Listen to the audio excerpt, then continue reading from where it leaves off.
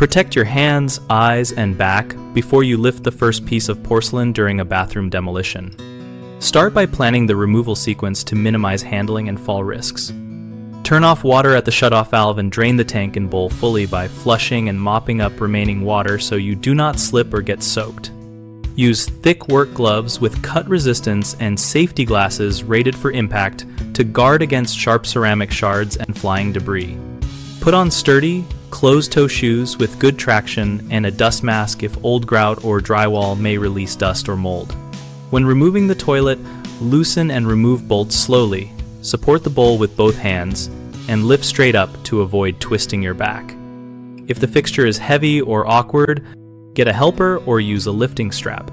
If you must break porcelain, do it only in a sturdy bin lined with a heavy drop cloth and cover the pieces with a second cloth so shards do not escape when the bin moves. Common mistakes include trying to shove or kick a toilet out of the house, which can cause dropped heavy parts and broken tile. Instead, lift with control and get help for awkward pieces. People often skip proper eye and hand protection and then suffer cuts from hidden shards. Always wear thick gloves and impact-rated glasses before touching debris. A third frequent issue is letting water and grit sit on the floor, creating slip and contamination hazards. Mop and wipe surfaces promptly, and place absorbent rags or cardboard under work areas to catch drips.